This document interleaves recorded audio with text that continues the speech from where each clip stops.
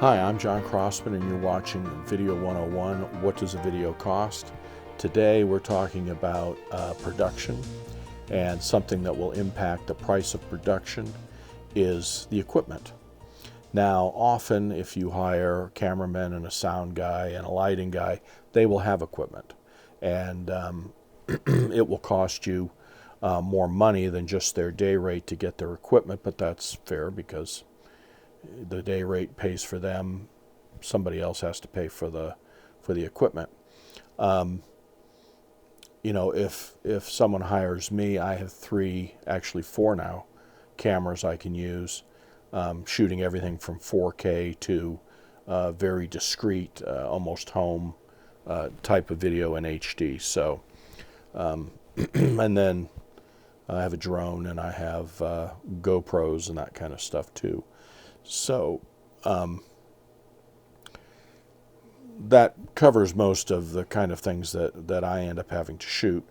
A sound guy will have a mixer that will record sound. If he doesn't, and you're going to have complex sound, you're going to need to rent one of those. Make sure you have the right variety of microphones that you'll need for the shoot. But one thing I really kind of want to make clear and front and center in this segment is understanding the difference between the look and the equipment. So here is a scene shot in HD on what would be called a large sensor camera, a Canon C300, I believe it was.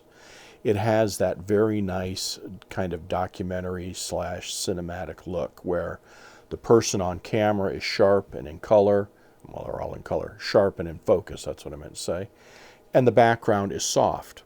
How soft it is a function of, lighting, the lens they're using, and the size of the imager that they're using.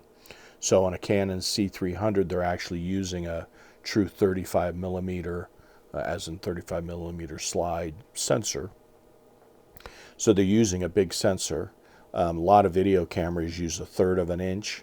Really good cameras use 1/2 inch sensor. You would have to pay a lot of money to get a 1-inch sensor, which would still be not as big as a 35 millimeter sensor in a video camera. So it's being shot with a nice camera. It's being shot with a prime lens, I believe. And of course, the area that they're interviewing them is well lit. And so the amount of what they call fall off or softness in the background is a function, again, of exposure, lens, and imager. So I don't know if they could have gotten more. I don't know if they had lighting on that shoot. I wasn't on that shoot. And so I don't know all the circumstances, but I'm guessing that the background is soft, but it's not uber blurry compared to this shot, which has quite a blurry background. Go back to the other one. Whereas this one, because it's a pretty bright room, it's soft and it has that nice look, but it's not as blurry as this shot. Now, this was shot with my camera on 4K camera, but the real ability to make the background go blurry was as much a function of light as anything else, because we weren't using a prime lens. We were using ENG lenses, or lenses that have zooms in them. But we turned off all the lights in the classroom, and then, of course, lit the subject, isolated, and then just did a little bit of light in the background. And because of that, the background really gets soft, which is great, and it looks beautiful and was fun to shoot. But it was shot in 4K, but I edited it in HD. And the other was shot in HD and edited in HD.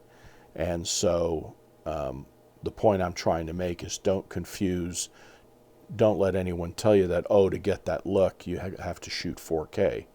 It really doesn't have to do with the final size of the frame. It has to do with the image sensor, the ability to control the light, and of course the lenses that you're using.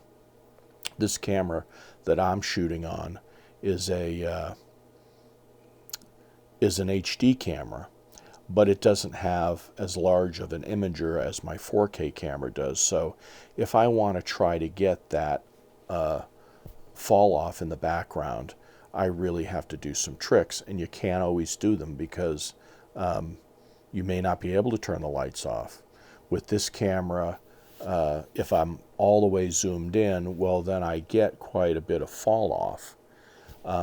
But the camera has quite a good lens on it, so I'd also have to be, 25 feet away probably to get a shot this tight and have everything behind me be out of focus. So again, it comes back, and the imager is maybe 1/3 of an inch. So it doesn't have a big imager, it doesn't have a prime lens, and those two things alone basically keep it from getting that cinematic look. Although if I was able to move the camera 25 feet away and zoom in, I would get more of that cinematic look. So there's nothing wrong with a 4K camera. It's beautiful footage, but is that what you really need? The penalty of 4K is that it's more data in every frame. And so to store it, to process it, to render it, it's just more work. And if you can get the same look in HD, you avoid all that extra processing and extra work that you have to do to work with 4K. I can work with 4K on my computer behind me. I don't watch it, I don't edit in full resolution, and it works fine. I just did a set of tire commercials that I edited. I didn't shoot them, but they wanted them shot in 4K. Well, that's a buzzword, really, because it's daylight, wide open. The people are lit because, it's a garage, but they still need to be lit.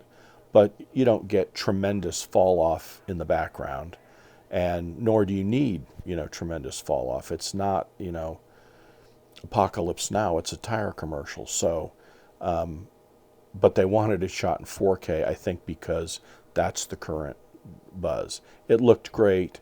I edited it in 4K. I rendered it out in 4K. I also rendered it out in HD. It's not even airing on TV. It's simply on their website. And so it really is a little bit of overkill, in my opinion.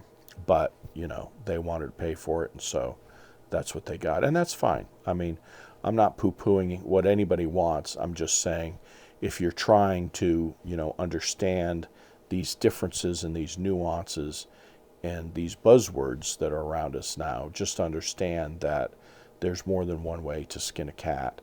And yes, it is easier to get that drop off if you have a big image camera, if you have a big imager.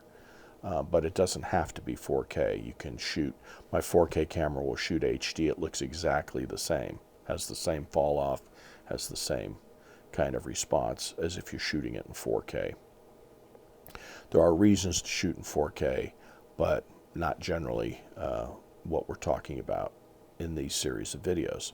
So with that, that's the main point I wanted you to know. Equipment will range all over from a couple $100 a day to, could be a couple $1,000 a day if you really need specialized equipment or a lot of lighting or tricky sound and that kind of stuff. So you're watching What Does a Video Cost? I hope this has been helpful, talking about how equipment impacts the price of a video. In the next segment, we will talk about how locations impact the cost of a video. I'm John Crossman, and you're watching Video 101. Thanks for watching.